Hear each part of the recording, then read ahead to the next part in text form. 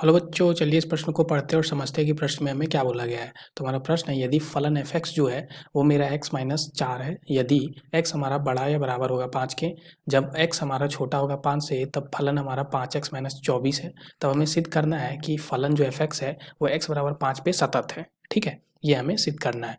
तो चलिए इस प्रश्न को हल करते हैं। उससे पहले मुख्य अवधारणा को हम लोग देख लेते हैं। ठीक है, तो यहाँ पे हम बात करें मुख्य अवधारणा की, तो कोई भी फलन एफ एक्स जो है वो हमारा सतत कब होता है। ठीक है, सतत मान लो x बराबर a पे हमें सिद्ध करना है, तो ये सतत कब होगा, जब हमारा फलन का जो मान है, ठीक है, वो हमारा x बराबर a से थोड़ा सा छोटा मान के लिए हमारा यहाँ पे किसके बराबर हो, जब फलन का मान हमारा यहाँ पे x बराबर a से थोड़ा सा बड़ा मान के बराबर हो, और यही हमारा जब फलन एफ एक्स जो है वो x बराबर a के हो। ठीक है, तो ये तीनों के तीनों अगर बराबर होते हैं तो हम फलन को सतत बोलते हैं। ठीक है, तो अब चलिए इस प्रश्न को यहाँ पे इसी अवधारणा पे आधारित हम लोग हल कर लेते हैं। तो यहाँ पे हमें सबसे पहले x बराबर 5 पे सतत सिद्ध करना है। तो यहाँ पे पहले हम क्या सिद्ध करेंगे, तो पहले में हम करेंगे फलन एफ एक्स का मान हम निकालेंगे x बराबर यहाँ पे 5 से थोड़ा सा छोटा मान के लिए। ठीक है, तो यहाँ पे 5 से थोड़ा सा छोटा, यानी कि 5 से थोड़ा सा छोटा के लिए फलन जो है एफ एक्स वो हमारा क्या है,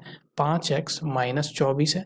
इस पे हमको x बराबर 5 से थोड़ा सा छोटा मान के लिए हमें इसका मान निकालना है। ठीक है, तो यहाँ पे हम क्या मान सकते हैं, तो यहाँ पे हम मान लेते हैं कि जो x है वो हमारा 5 से थोड़ा सा छोटा का मतलब क्या हो गया, 5 माइनस h मान लेते हैं। ठीक है, तो ये हम मान रहे हैं। ठीक है, 5 माइनस h मान लिया, जहाँ पे h जो है वो अग्रसर होगा 0 की ओर। ठीक है, ये हम मान सकते हैं। तो यहाँ से हम क्या बोल सकते हैं, अब जो फलन है वो हमारा क्या आ जाएगा, इसलिए हम लिख सकते हैं ये बन जाएगा लिमिट h जब अग्रसर होगा 0 की ओर, और यहाँ पे हम क्या लिख देंगे, तो ये था हमारा 5x माइनस 24। तो यहाँ पे हम क्या लिखेंगे, 5x के जगह पे क्या हो जाएगा हमारा, तो x माइनस h। ठीक है, और माइनस में यहाँ पे 24, तो ये क्या बन जाएगा हमारा, तो यहाँ से हम लिख सकते हैं, माफ़ कीजिएगा, यहाँ पे ये हमारा क्या बन जाएगा, 5 माइनस h बन जाएगा। ठीक है, तो यहाँ पे हमारा ये क्या बन जाता, माफ़ कीजिएगा यहाँ पे।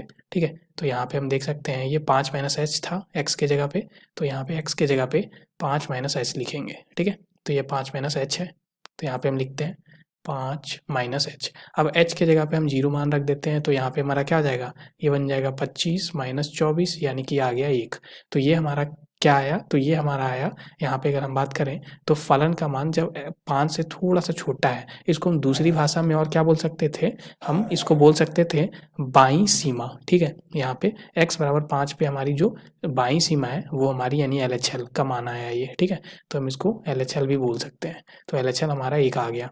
अभी हम बात करते हैं दूसरे में, जब फलन का मान हमारा क्या, जब x हमारा 5 से थोड़ा सा बड़ा हो, यानी कि दाईं सीमा की बात कर रहे हैं हम। ठीक है, तो उस समय हम देख लेते हैं, तो यहाँ पे जो फलन है 5 से थोड़ा सा बड़ा के लिए अगर हम बात करें, ठीक है, तो उसमें x माइनस 4 है फलन का मान। ठीक है, तो यहाँ पे हम रखेंगे x माइनस 4, x बराबर 5 से थोड़ा सा बड़ा के लिए हम बात कर रहे हैं। ठीक है, तो यहाँ पे हम मान लेते हैं, यहाँ पे हम माना, ठीक है, x जो है वो 5 प्लस h है, जहाँ पे h हमारा 0 की ओर अग्रसर है, तो ये क्या बन जाएगा हमारा, यहाँ पे 5 प्लस h और ये माइनस 4। ठीक है, तो यहाँ पे हमारा क्या आ जाएगा, इसको हम ऐसे भी ऐसे ऐसे ना लिख के हम ऐसे लिखेंगे, यहाँ पे ये हमारा लिमिट में लिखेगा। ठीक है, तो यहाँ पे हम लिमिट में लिखते हैं इसको, तो ये बन जाएगा लिमिट, ठीक है, h जब हमारा 0 की ओर अग्रसर होगा 5 प्लस h माइनस 4, तो यहाँ पे ये r है, छल आ रहा, तो वो क्या आ जाएगा हमारा, यहाँ पे h का मान 0 रख देंगे तो 5 माइनस 4 यानी कि 1 आ गया। ठीक है, तो ये RHL 1 आ गया। ठीक है, अब देखो यहाँ पे LHL भी हमारा 1 आया था, RHL भी 1 आ गया। अब तीसरे में हमें क्या निकालना पड़ेगा,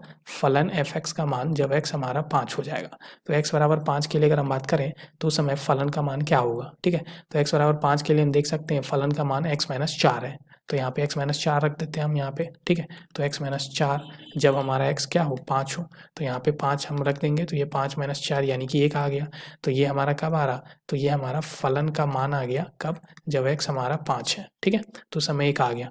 तो अब देख सकते हैं कि तीनों के तीनों हमारे बराबर आ रहे हैं। क्या बोल सकते हैं हम कि LHL, ठीक है, हमारा यानी कि RHL के बराबर आया, और यही हमारा फलन का मान आया है, यानी कि f5 का मान आया है। तो इसको हम फलन का मान यहाँ पे लिखेंगे f5।